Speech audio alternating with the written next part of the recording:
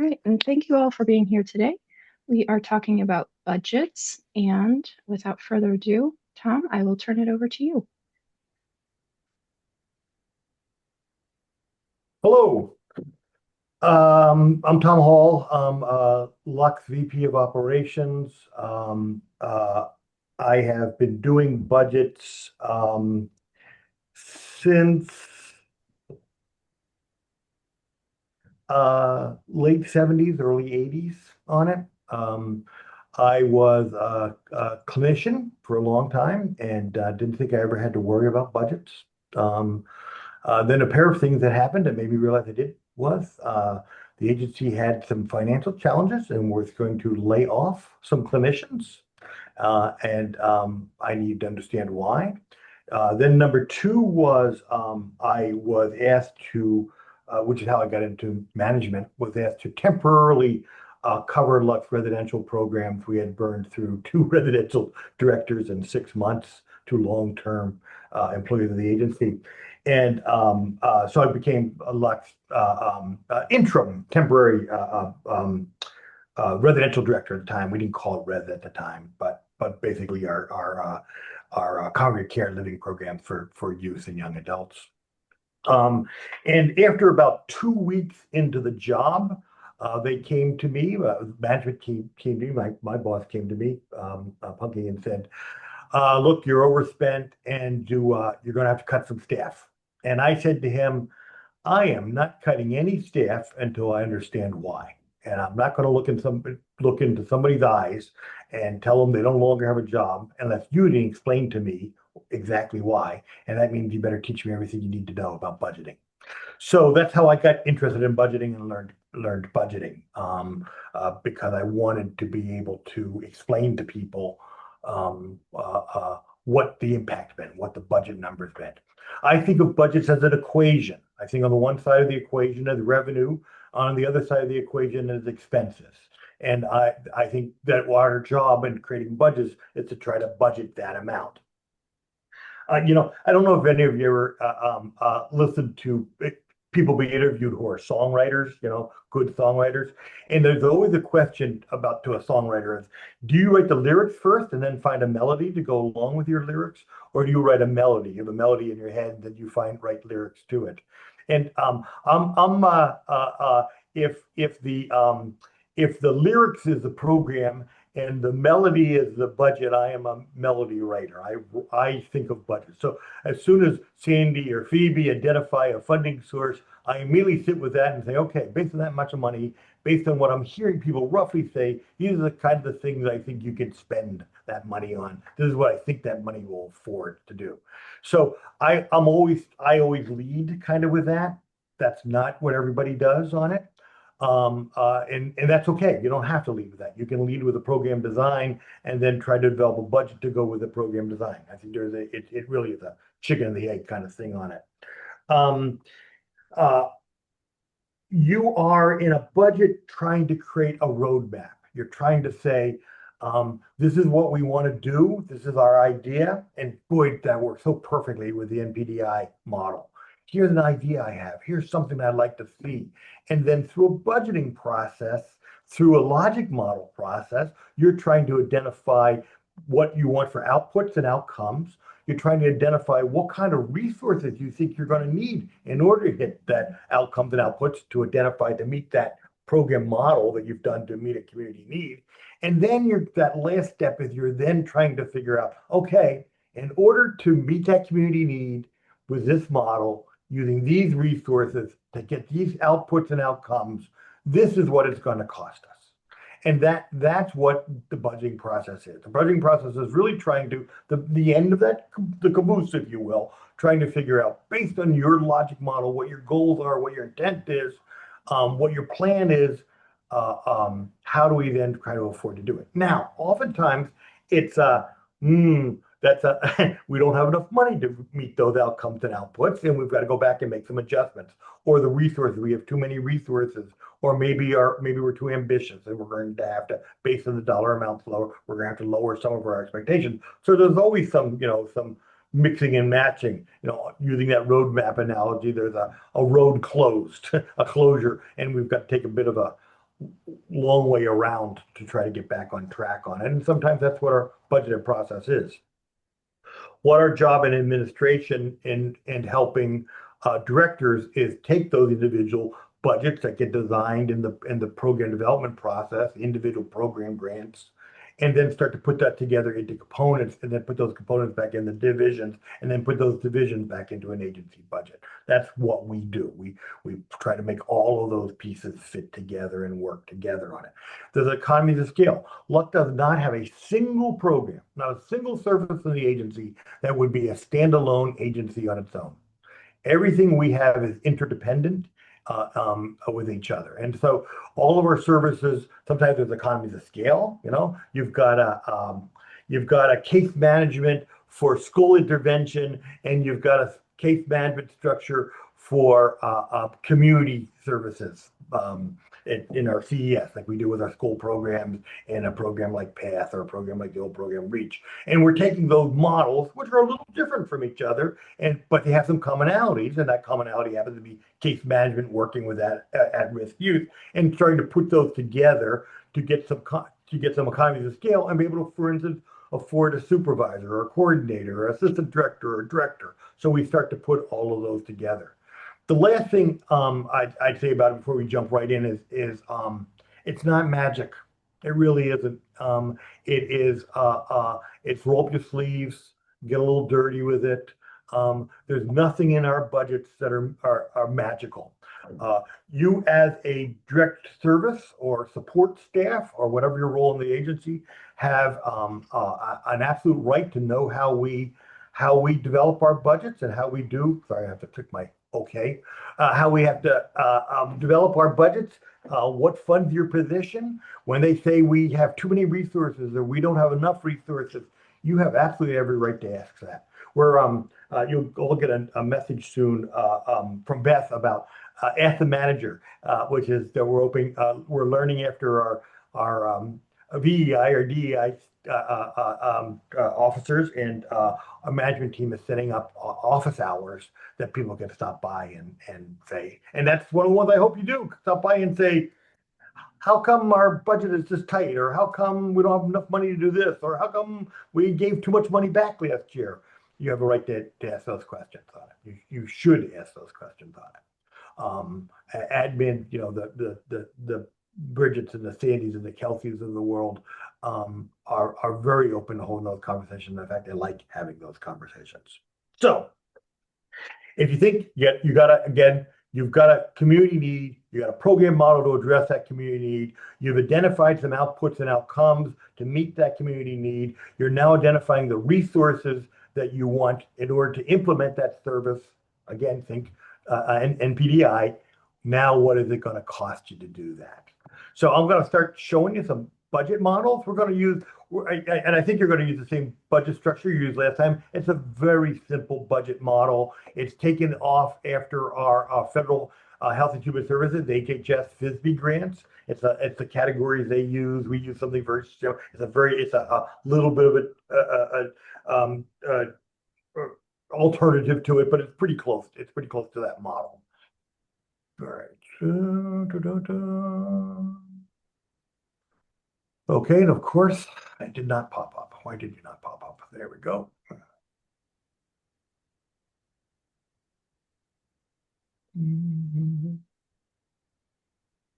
Everybody see that okay? Maybe you might have to move all of us out of the way on it. So the first category in using this model A is personnel. It's staff costs. What does staff cost? And we'll go a little talk about it. The second category is tax and fringe. That is payroll taxes and fringe benefits. We give you those percentages. These are the percentages the agency uses, and I'll talk a little more about that in a second. The third category is travel. We give you the rate on our travel already in our budget structures. Fourth is D is equipment. If there's any equipment costs, that would be equipment that is unique to implementing that program model. The E section is supplies, any kind of program supplies you're going to need to necessarily do that. And then we automatically put in staff equipment. This is something we started 3 or 4 years ago, putting a per FTE amount, and I'll come back to that, Contractual, if there are any subcontracts and agreements in your budget. Construction, we don't usually have too much there. And then other might be curriculum, other might be occupancy, whatever those kind of things. And then all that totals up your total direct, and then you have your total indirect charges, and we'll talk about that. For the NPDI, we don't charge any indirect to it because it would be like charging ourselves for the overhead. So we automatically, the agency has agreed to write off, if you will, the overhead cost. Normally for this indirect, it's 12%.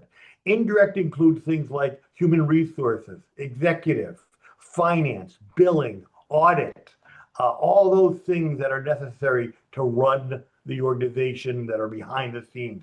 Usually, if they are not a direct service, you don't directly see how they impact a service, then they're more considered indirect on it. And then you have a budget for total charges. And this format, really easy, totals it all for yourself. In this case, we have the project costs. I understand, and again, Phoebe and Sandy, correct me if I'm wrong, I understand your project cost can be up to $45,000. If you are using any matching funds, and we'll talk a little more about what matching funds are in a while. If you're using any matching funds, you would be here. Matching funds can also be in kind. The cost of volunteers would be a matching fund, for instance. You have a division that says, hey, we're going to give you $10,000 towards that project model. That might be matching funds, and we can spend some more time on it. Let me also, I just killed it on you. Let me also say that we are absolutely here, Phoebe, Sandy, Bridget, Kelsey, to help you whenever we can with this budget. We do not expect that you're going to go off by yourself. You're more than welcome to try, but we do not expect that you're going to go off by yourself and automatically know how to do this. We're here to help you. We're here to build them budgets with you. That's our job. We're good at it. I believe strongly that we can cost out anything you can tell us. You can come up and say, I want to know what it would be to paint every third telephone in Fitchburg purple, and we'll come up with a cost for you on how to do that.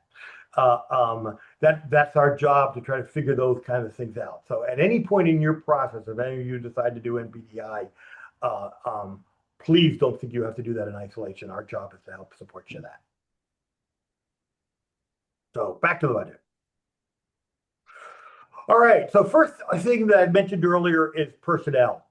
This is your staffing costs. And usually in here, you're in your staffing costs, you're listing your direct staff and any supervisory staff in here. If it is support staff, like a front desk staff or one of the positions like Bridget's or mine or something like that, that is an indirect, and you don't have to worry about that in an NPDI budget. You have to worry about that if you're running a regular budget, but not in NPDIs, because we're waiving those costs on it. An FTE stands for full-time equivalent. Think of it as a percentage.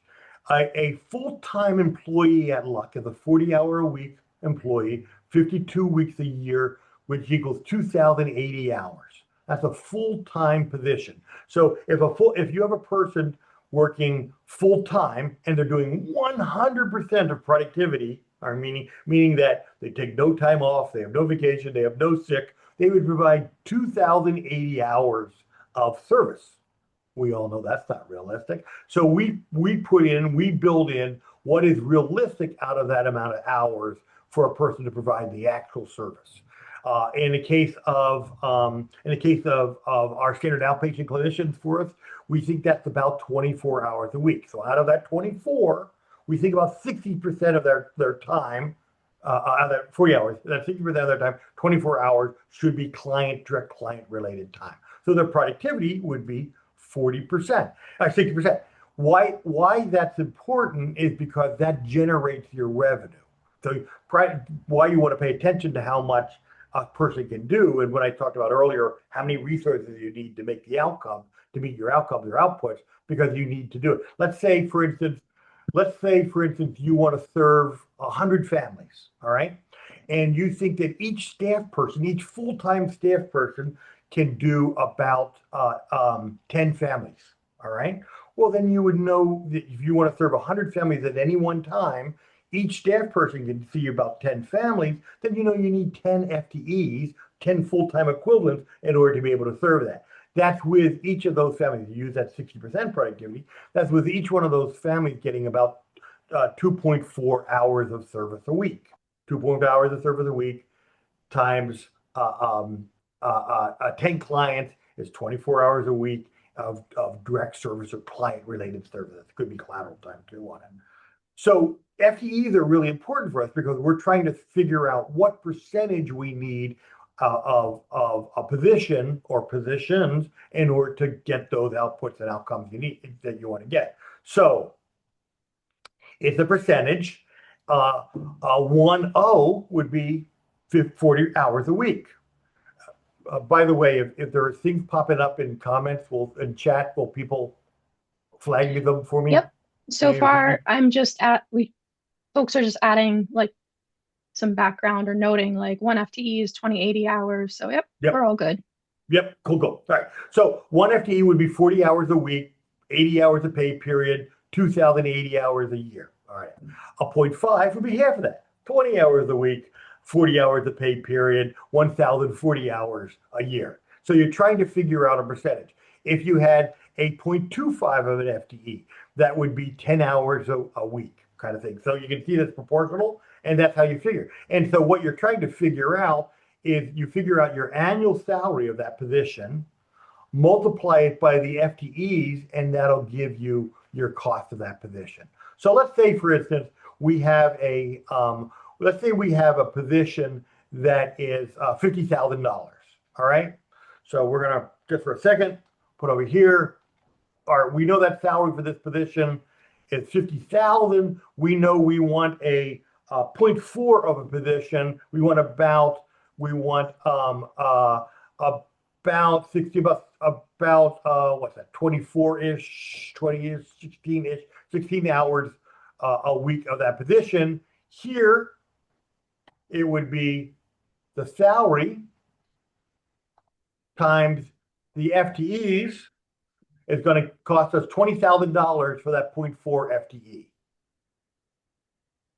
This automatically, as I said, automatically builds in the tax and fringe rate at 9.5 and 18.5 for fringe benefits. And that tells you that 0.4 of a position costs us about $25,600. People get that? Do you understand that? So you're taking the salary, you're multiplying it by the FTEs, and you do that for every position you want in your budget, and that'll all total together and give you the total FTEs, but it'll also give you the total cost of your resources, your staffing resources. So let me again go back. So let's say for a second, nah, man, we don't have that much money. What would a 0.25 cost us? 0.25 would be $12,500 in salary, $3,500 in tax and fringe, gives us that position would cost us $16,000, and so on. And then this one also does down here. If we want to know, equipment costs. We know the equipment cost is $200 per month times 12 months times 0.25 FTEs, and that'll tell us the equipment costs.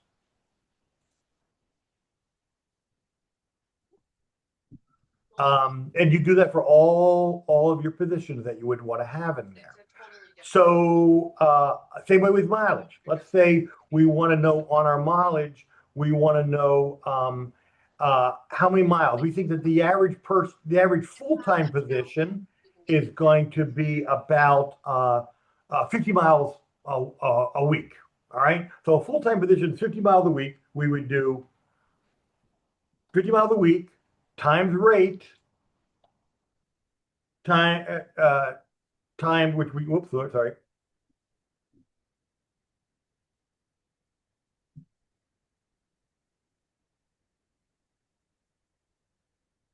Times 50 miles a week times 52 weeks times the FTEs. And we know that at a mileage rate of 50 a week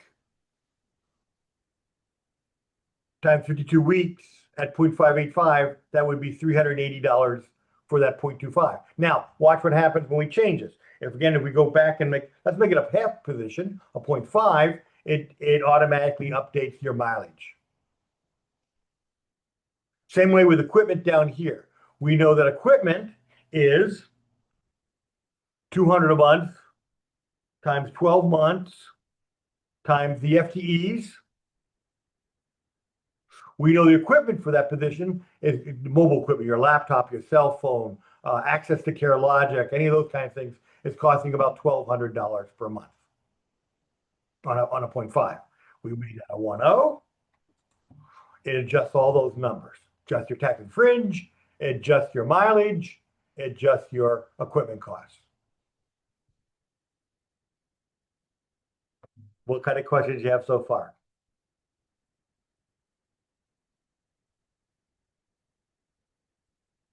I get it. It's a lot. Go ahead, Steph. I guess my question is, so say you have a personnel that you're using from LUK that already works for LUK. Do you have to enter in or count those fringe, or no, if that employee is already getting fringe benefits due to being part-time or full-time? It would be, the fringe is proportional to the FTEs, Steph. So if you're counting their salary, then you have to count their fringe. Okay. Fringe, because you have to pay them a portion of it. If let's say the director says, oh no, they can do that as part of their job, then guess what? That becomes a match because they're doing it as part of their job. So if it is a proportional, they're saying, no, we're gonna reduce their job by 25%.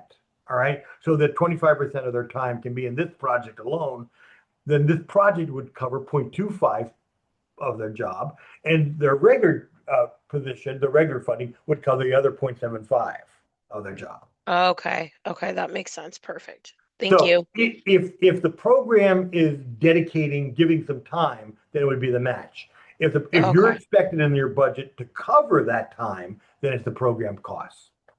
Perfect. That makes perfect sense. And again, guys, I can't stress enough. Our job is to help support you with this. We'll gladly help you in whatever way. You have an idea, we'll help you try to figure out how to price it. Other questions so far? Go on, please. If I could just encourage folks, especially if you're thinking about I have no idea what the salary is for this type of position. Yeah, good point. Please, Tom, Bridget, Kelsey, myself, we are here to help. So you don't have to be just guessing. Every position in the agency has a pay category, a staffing category, and a pay grade. Bridget, I'm going to put you in the spot and talk 2 seconds about that, and also talk maybe a half a second about transparency. And sure. Cool.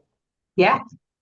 So we have pay grades for every position in the agency, and what we do is we match similar positions to figure out what pay grade they are in. And there is a salary committee that meets and reviews both data from sister agencies and from collaboratives like ABH, the Association for Behavioral Health, and looks at stuff like the Bureau of Labor Statistics, et cetera, to look at what market salaries are so that we can compare them, see if we're on the right track. So we do that on a regular basis, and salary ranges are in all of our job postings right now. We are in the process of getting them up into Paylocity and everything too. As of today, Massachusetts has instated a Pay Transparency Act. So all employers over 20 that have over 20 employees need to list the pay grades on all of their open positions. So those are up there now. And there was something else I was going to say, and it slipped out of my brain. You'll come back.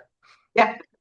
Thank you, Bridget. So what do we mean when she says similar positions? So let's say you're I'll use the easy one, but complicated one. Case managers in the position. Case managers range all the way from a case manager at foster care to a case manager working in school intervention, to a case manager working on a program like PATH, to a case manager working in TIL services, to a service coordinator working for the lead agency, to an intensive care coordinator working in the CSA, to a care coordinator working in the CCBHC. Don't we love acronyms at LUK? We sit around at night just trying to figure out new ones. So I can tell you, I was talking to you earlier about my first job at management. I used to call the program the Transition Independent Living Unit. Till you get your act together, you have to live with us. So which management team accepted? They didn't like my supervised living apartment program. They didn't like that acronym. So slap. So but anyway, so we take all of those somewhat different positions, but have some commonalities to them. They're all about care coordination with a small c, and try to put them together, and they all go into the same staffing category and the same pay grade that Bridget was describing on it. Yes, and that you just brought me back to what I was going to say. So within a pay grade, there's all different things that could put a person at different levels there. So it could be that you have your license in whatever your field is. So it could be having an LSWA. It could be the amount of years of experience that you have. It could be some other kind of education or other credential that would put you within the range, within that pay grade range. Yeah. Yeah. Now, we budget at the ceiling. Right. Salary. Yes, good point, Bridget. Yes, we budget the ceiling, meaning that we put the top of it because we don't know at the time of hire or the time of developing a grant what that salary is going to be, or because we don't know the qualifications of the individual yet. So we always put in the budget the ceiling salary on it. We try to balance the difference between how many pay grades we have and how many employees, so we don't have, if we have 350 employees, we don't have 350 pay grades. We try to combine them to make some kind of sanity out of the whole thing on it. So any other questions before we go back to the budget? Okay. Again, please feel free if you think of something along the way. So, so in this case, let's just call this the case manager. And let's come back and make this let's go back to our original, let's go back to 0.25. So 10 hours a week and dedicated to this project, 12,500 for that. Automatic. Payroll taxes include those both state and federal taxes that have to be paid. This is the agency's share of payroll taxes. We also understand employees, of course, have their share of payroll taxes that come out of your paycheck. We all grumble about. And then your fringe benefits are healthcare, health insurance, life insurance, disability, retirement, all come out of your fringe. Educational benefits all come out of your fringe benefits. 9.5% of salaries, and 8 is taxes. 8.5% of salary of this number right here is fringe benefit. Travel, we mentioned travel earlier. This is the agency's reimbursement rate for per mile. What we said in this model, we were going to do 50 miles per week. Actually, I did it in 12 months, so it's technically, hold on one second. 12. So that this one, I'm going to convert it back to miles. It's actually technically 216 miles, 0.6. Equipment, again, it's rare that we have this. Let's say, for instance, maybe you're working in with our OTs, and the occupational therapist needs something very specific for that program to do the work. That might be an equipment. Equipment is usually considered a non-consumable, meaning that it's a durable product, meaning it has some life to it. You can use it for multiple clients and multiple events, whereas a supplies is usually a one-time kind of thing. You're using it once. Paper, art materials, they would be supplies, whereas a van might be equipment kind of thing. Contractual, if for some reason you had a contractual component to it, we do this one as a raw number. I just put in, let's say you have let me try to think of an example. Oh yeah. Let's say you want to use Marked for transportation, and you write a contract with Mark to say, hey, they're going to provide transportation for us under a contract, and we're going to pay them $100 a week for 40 weeks to provide transportation. Then in here we might write, if you know what MART is, by the way, MART is our regional transportation group. Massachusetts Area Regional Transportation, I think is what MART stands for.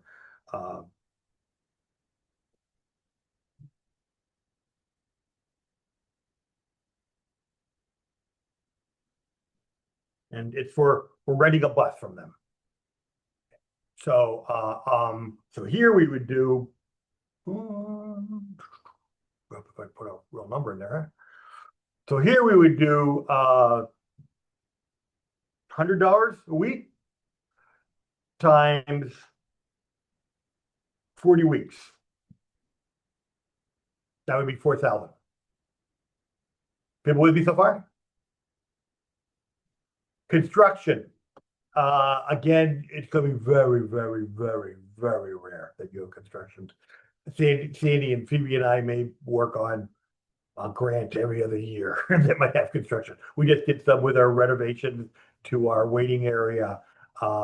We've done a few others here and there, but rarely do we see construction. It's in fact usually construction, unless you go after a bricks and mortar kind of grant. Usually construction is prohibited from most grants. Almost always grants want to see public funders want to see expendable durables, the kind of expendable things that you're spending, and at the end of the day there is no assets that have been purchased with our dollars. So for instance, if you ever wonder why we lease vans versus buy vans in some programs, it's because a lot of our funders restrict us from buying a van because they don't want their dollars going to owning an asset. They want their dollars going. So even though it's a hell of a lot more expensive to rent a van than it is to own a van, the funders usually want to see their funding. Not always, there's some exceptions, but usually want to see their funding go to things that are expendable, are going to go.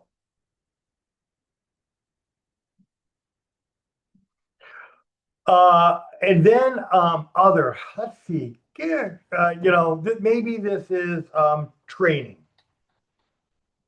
And we're going to train 15 staff at $350 each.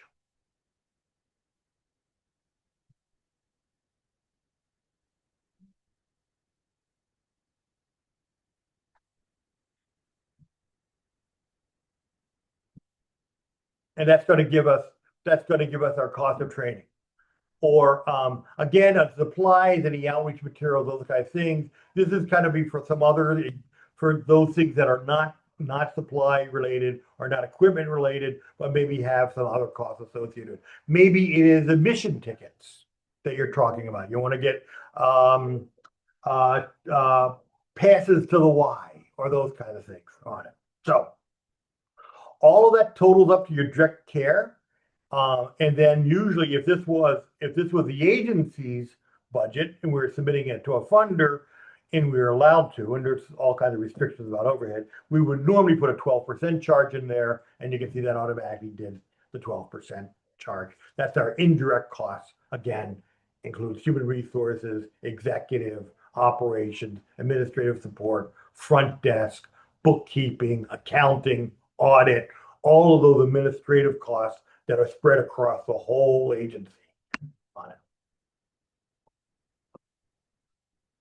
So that's a 10,000 foot view. What kind of questions do you have about it? What kind of examples? We can run some examples for you and show you some ideas.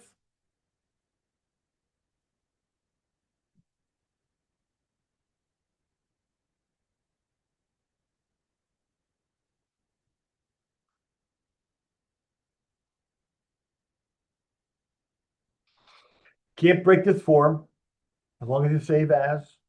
and on the website we'll download you. It's downloadable. If you do break it, don't worry about it. We can fix it. We can fix any of it's just formulas. It's just numbers. We can fix any of it. You want to figure out how to cost out something. Let's say you want to, I don't know, you want to do dog walking. All right. And you want to figure out how much you have to pay a dog walker. All right. So you want to figure out how many dogs at a time that walker can handle. You want to then figure out how many hours a week we think that dog walker can walk dogs. We would then take the cost per dog, multiply it by the amount of dogs at any one time, and then multiply it by the hours per week that the person is walking the dog. And you have the cost of dog walking. Let's say, like I said, we want to paint every third telephone pole and Fitchburg purple. We would figure out how many telephone poles there are in Fitchburg. We'd figure out the average amount of paint we need to paint one telephone pole, or another way to do it is how many gallons, what portion of a gallon we would take, and then how many gallons, with a gallon of paint, how many poles we could do. We would then, let's say we can do 4 poles with a gallon of paint. We'd then take that total telephone poles that we're going to paint, divide it by the 4 that we can paint per gallon, multiply it by the cost per gallon, and we have the cost of the paint, at least, with painting it. We then figure out how long the average staff person would take to paint a telephone pole.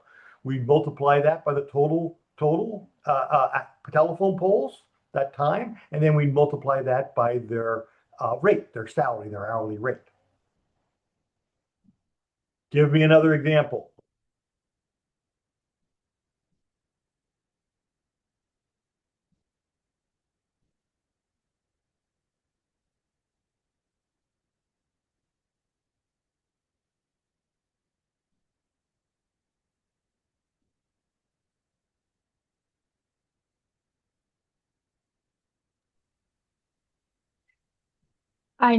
Because I've seen the intents that come in, so I can think of a couple.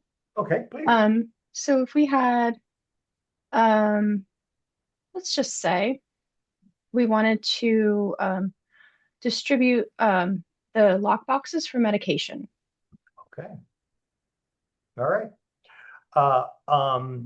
So we'd figure out an average cost of a lock box for medication. This is an easy one because we did this not too long ago. A few years back now, we figured out we'd look at a couple examples. In that case, what we did, I think we bought 4 different examples and then figured out one we liked. So our initial costs were 4 different boxes as our samples. Oh, there's one. Bridget has one. There, one of them. And then we figured out based on that, whether they're too big or too small, we get one we liked. We multiply it by how many we think we need, how many in a given period of time, 1 year. And that would give us our total cost. Now, because we're a nonprofit, we don't have to pay sales tax for it. So we would only figure out the total cost, and then maybe the shipping cost associated with it.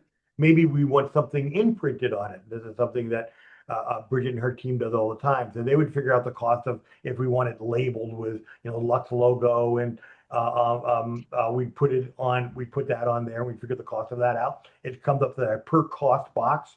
Let's say we have 100 of them. Let's say it's $15 per box on it. We know that just the cost of those boxes alone would be $1,500.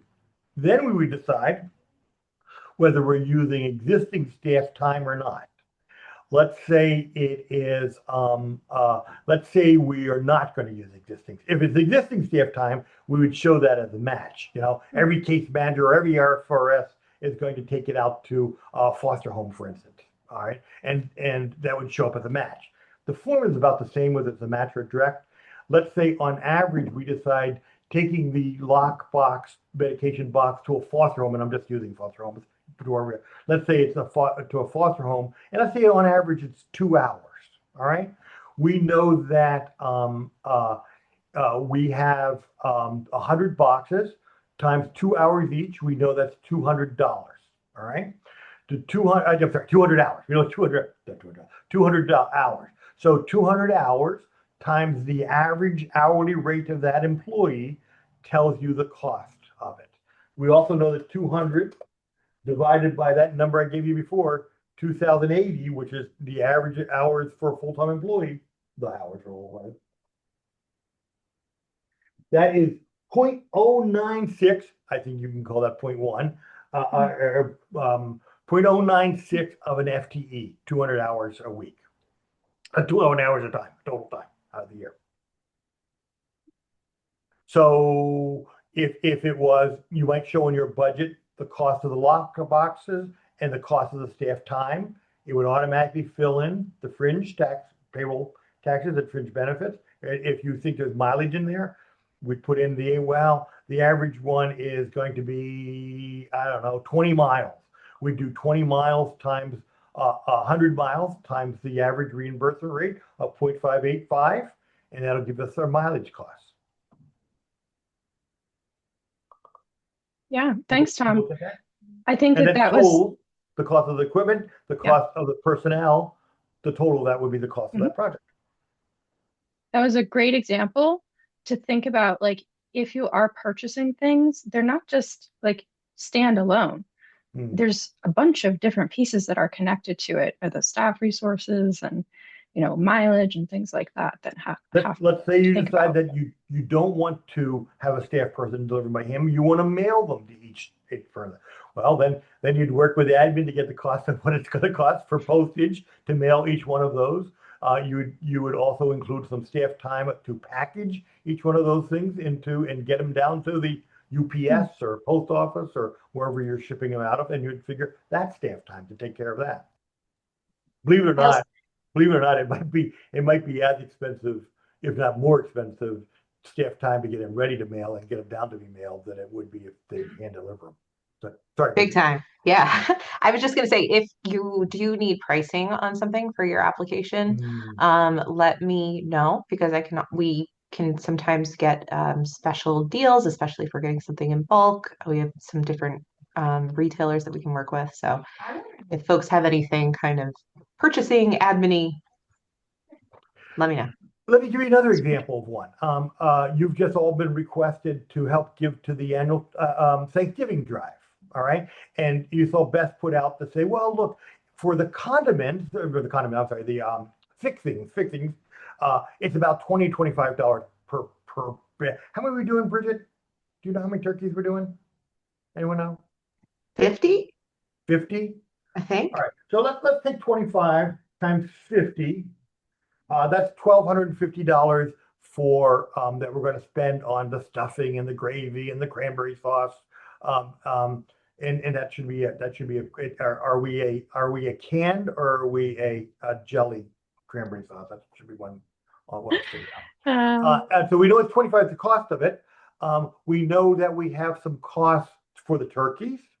We know we have some staff time to package it all in boxes. We know we have some staff time associated with shopping to pick up all of those supplies. We know we have some staff time to go pick up all the turkeys and bring them back. And then we have some staff time associated with delivering the 50 or 100 or whatever it is turkeys on it. So the $25, the little charge, believe it or not, was the $1,250 for the fixings and all those other costs, really. So that $1,250 is probably closer to $5,000, to tell you the truth, or maybe a little higher for those 50 turkeys. That's why sometimes with some of those projects, we'll go, let's give a $25 gift certificate because it'll let the labor be by the client on that part of the cost, because the labor costs may be too high for you to cover the costs.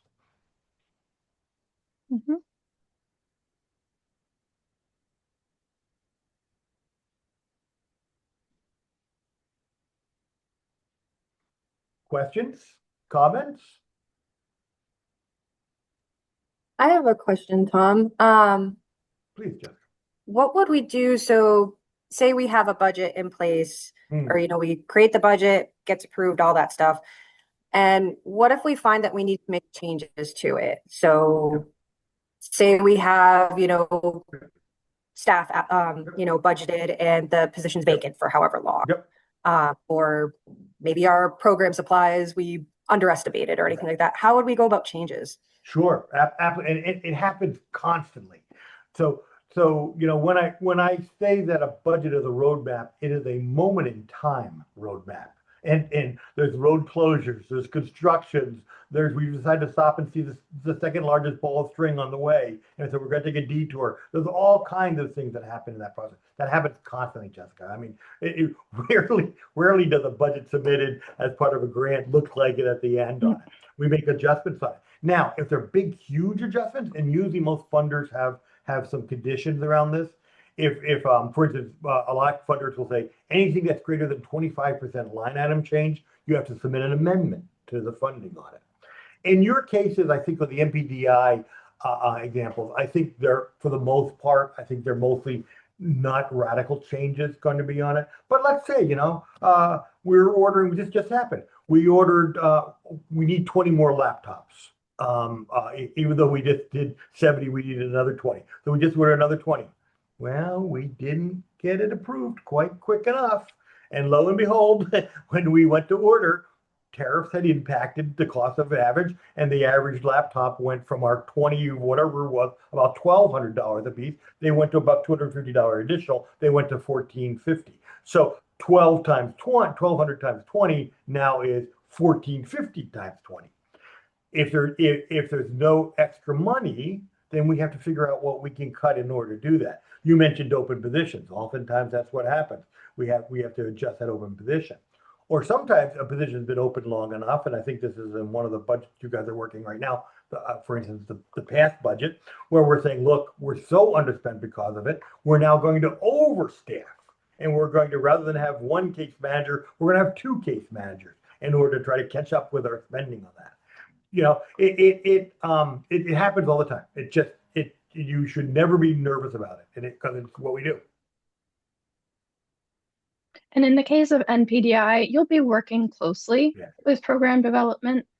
And so that process of making changes is much easier than we typically have to do. Oftentimes we don't have final numbers on some costs before we have to submit a grant. And so we're estimating what we think it's going to be.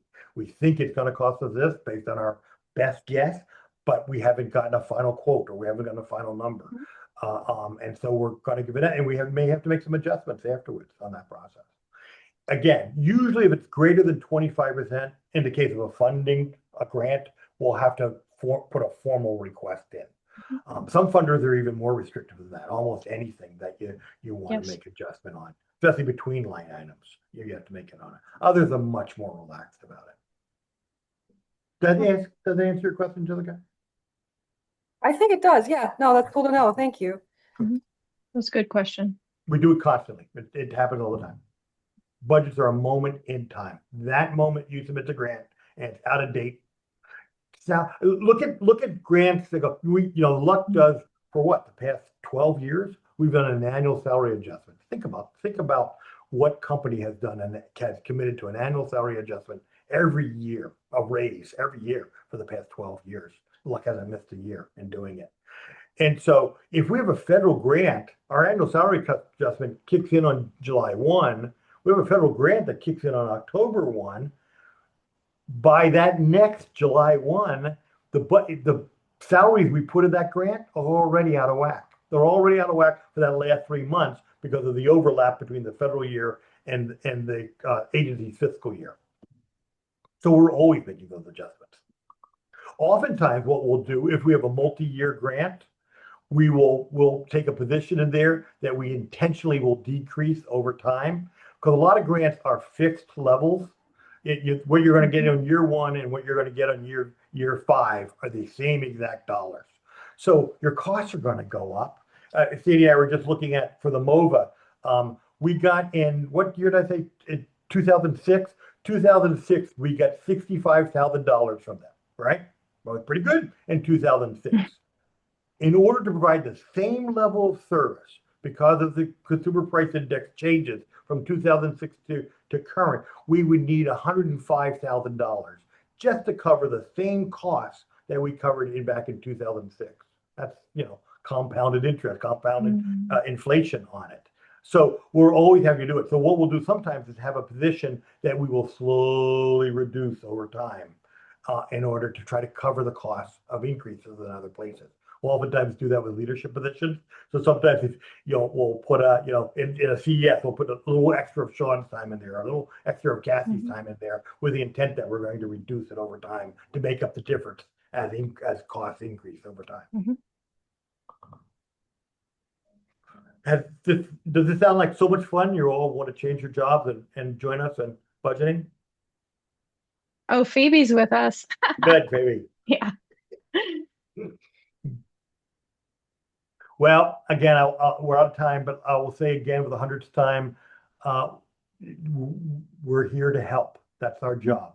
We want you to be successful. We want these to be amazing applications. We're so excited about the 2 we're currently doing. And we want your application to be great. And we want you to, if you don't get it in this time, we want you to be so happy about that application that you will submit it again in the future because you think it's such a good idea. And we're here to help you try to figure out how to cost it out too. Thank you, Tom. Thanks, Thank you everybody. all.